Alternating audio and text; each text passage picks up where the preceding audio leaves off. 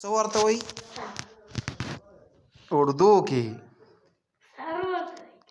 او لاس ته څه وایي په اردو کې ها څه شي پونډ پوټ ده او خپې ته پوټو اردو کې ورته پوټ وایي او په انګلیش کې ورته خپه وایي او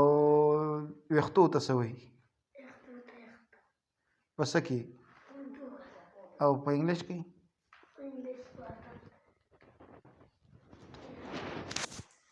ورته هم ویښته وایي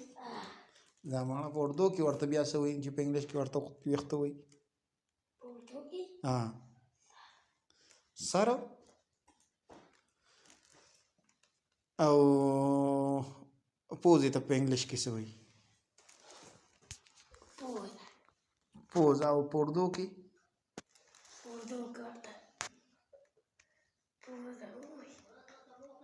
ورته هم پوزه وایي او غوږ ته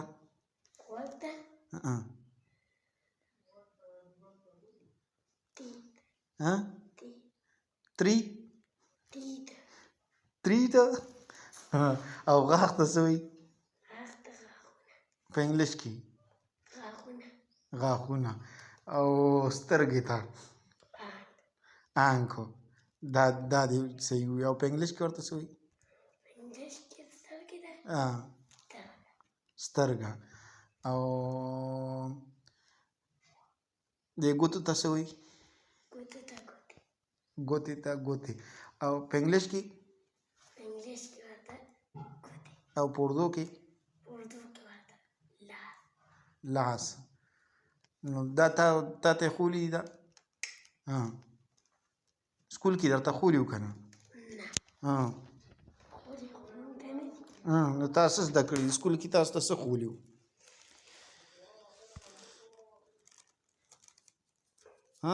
سکول کې تاسو ته څه ښوولي وو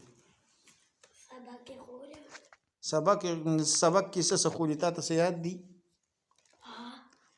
څه لکه تا ته څه یاد دي اوس خو مونږ ته نه لیکې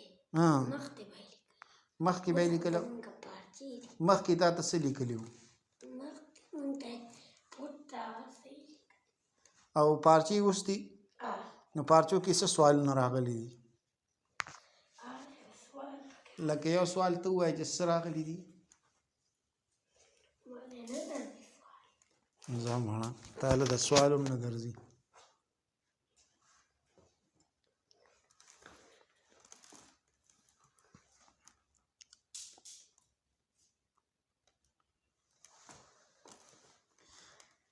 نو کور ته په انګلیش کې څه وایي نو کور دله هم نه درځي کور ته په انګلیش کې څه وایي دا درته نه دي ښوولي دا څنګه ده او کلي ته څه وایي په انګلیش کې نو ته هسې ځې راځې سکول ته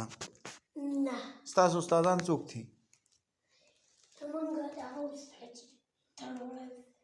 د لوړی څه نوم دی